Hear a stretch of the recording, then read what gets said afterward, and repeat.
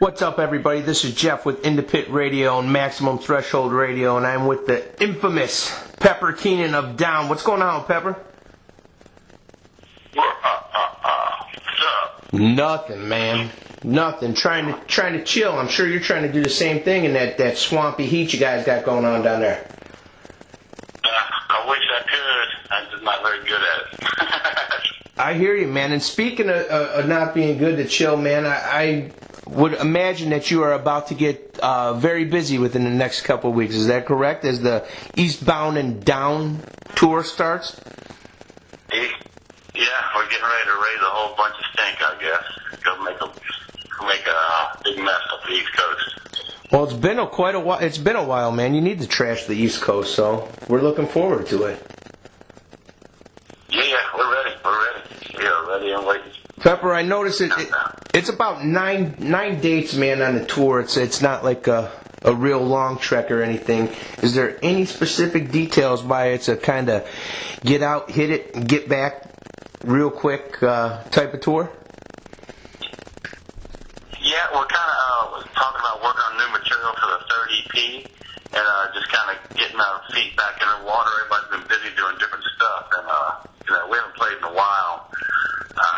And I've been doing other things, Phil's doing other things, so we just wanted to get back together and get our groove straight before we started getting busy again, But a couple of cool shows on the East Coast. We're playing Barbecue in Virginia, which will be fun, and a couple of cool festivals, and, just getting out there. That's what it's all about, man. You said Phil's busy, but Phil's like the busiest dude that I know, man. Every time I talk to Phil, he's got something else going on, and then he's taking a break, and it turns into something else. And you're getting to be a close second. You're getting to be a close second there, brother. Yeah. I've been with COC. I've been to Europe 3 times in 6 weeks. Right. So it's pretty ridiculous. So it's a whole other can of worms. Oh yeah, absolutely. What's special about Down Pepper, where something that started as just another outlet for you guys to jam and hang out with friends and make music? What's so special about it that kept you glued to Down for so long, man? It kept you busy where you couldn't do COC and that Down had to be your baby. It just kind of became this big behemoth, and really became really strong, and the fans wouldn't let it die, and we were, I had moved back to New Orleans, and, we had written some records, and they were strong, man. We went to 47 countries, and zigzagged all over the globe, and it was just a wonderful response everywhere, and, there's something special about, when Down plays a show somewhere, and all of a sudden you're backstage, and you're about 5 minutes away from going on stage.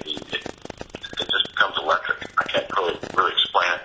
If we do a festival or something and there's a bunch of other bands playing, everybody knows that Down's getting ready to drop the hammer. All bets are off, pretty much. So it's its own little powerful entity. Absolutely, and it has been really since day one, man. And I think, what makes it a special act, and what I think is because it's not a regular thing, man. It's not like a full-time thing. It wasn't at the beginning, and whenever Down was appearing in the town, man, you had to drop what you're doing because you never knew when you're going to get the chance to see him again. Exactly.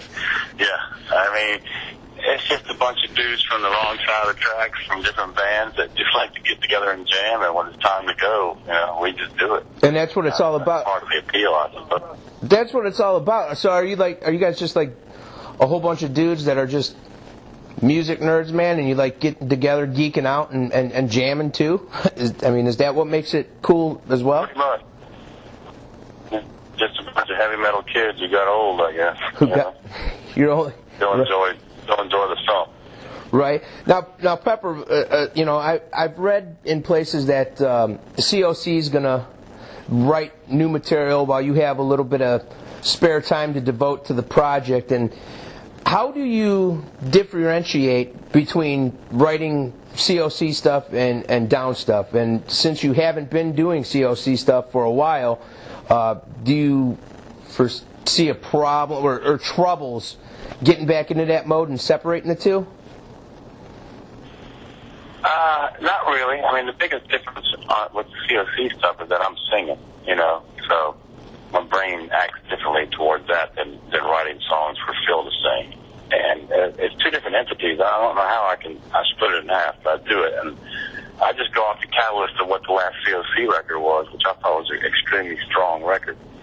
So, you know, we're just going to shoot for that angle. And those guys got a bunch of great riffs, and it's a different machine, you know. Right. And you said about singing. Somewhat similar, but right.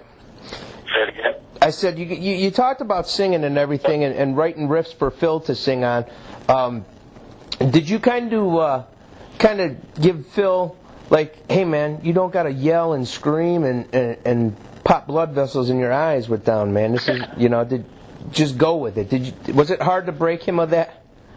He understands that, you know. He totally understands it, you know. So when we get in a certain mode, I think the most important thing that people don't realize is that if you try to control a song and put your stamp on it, you're going to fuck up the song every time, you know. And sometimes the song takes over, and you have to be open-minded enough to roll with it, you know. And if you've listened to enough music and studied hard enough, you know, you can open a whole different book. And that's kind of been our thing for a long time. You know, we're not scared to go different directions and try different stuff. You know, it's always been a big deal. That's awesome, man. And that's what keeps it original. No Down record. I mean, you guys have your sound without a doubt, but no Down record or EP sounds like anything that you've done previously. Oh, yeah. Is that intentional, man? Or is there, like, you know, I hate throwing around a label like supergroup, like, oh, they're a supergroup and this and that. But, I mean, you guys hear all the bullshit that's going around and all the cute little terms and flavor of the days and stuff like that. Do you put extra pressure on yourself when you go into the studio to work on new Down material, to say, like, hey, man, like, people, you know, they have a standard which they hold us to. Like, this isn't cutting the mustard, man. We got to up our game. Or is it tough doing that? No, I wish it was that difficult or whatever, but it's really not. We're basically in a jam room when we're not laughing, going, dude, that fucking riffs. Right. You know, it's simple as that. Or, man, that groove was awesome. You know, we ditch it. You know, the only pressure is within the five dudes in the circle, you know. And between all of us, we've done a lot of records together in different directions. And I think in terms of the music that we play, I think we know what's cool, or what we assume would be cool. And, you know, if it makes us move, it pretty much hangs around. Right, and that's what it's about. You know, if you can't pander to fans or what you think people want to hear, because then it loses its specialness. Well, yeah. I mean, you know, we're still fans as well, so we're in the same boat, you know. Right. Pepper, before we keep going and talking about Down and all the cool stuff coming up, where can everybody go to find out what's going on with Down, where these tour dates are stopping, to see if it's coming to their city, all merchandise, all that good stuff?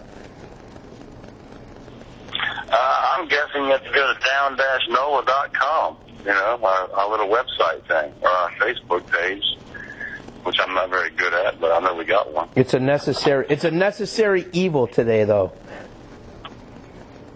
Yeah, I'm terrible at it. Don't even ask me. I am too. I try to hire a girl to do it, and they don't do it. They last 1 or 2 days, and they say, I don't want to do this shit, man. You do it. And then I'm right back to the beginning of hating Facebook and Twitter and all that stuff.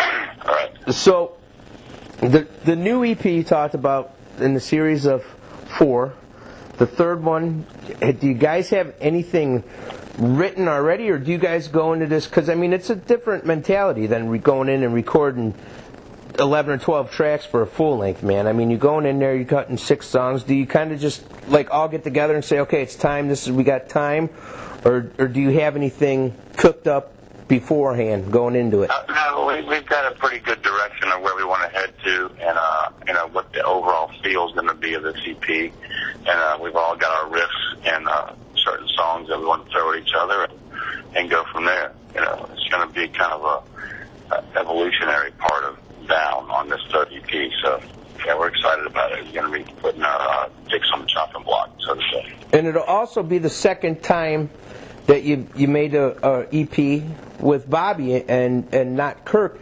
Is there more comfortable? Right. Is there a bit more comfortableness to the whole situation coming in on this one than there was on the first one, or did you guys just know Bobby was going to jam his ass off no matter what and didn't really think too much about it? Oh, well, we've known Bobby for so long, you know, and another really big ace in the hole for us is Pat Bruder's bass player. I mean, he was an outsider from the band for a long time and knew the band, but when he joined the band, he started throwing riffs around. Me and him clicked off like nobody's business, you know.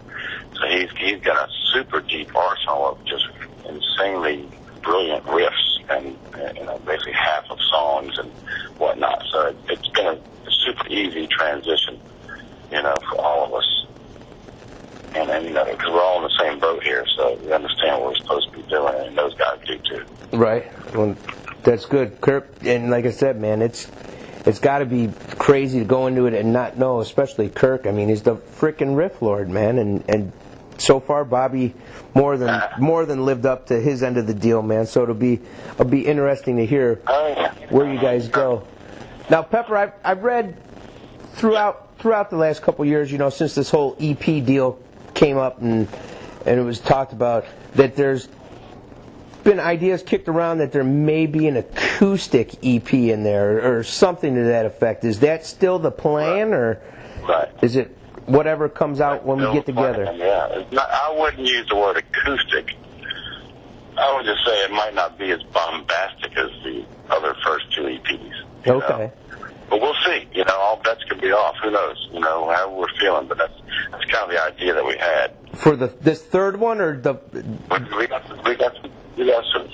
some tricky, tripped out stuff heading your way. That's cool. Do you have any idea when fans could expect to get their grubby little paws on such an EP? If I did, I'd be lying. Right. You know. You want to lie?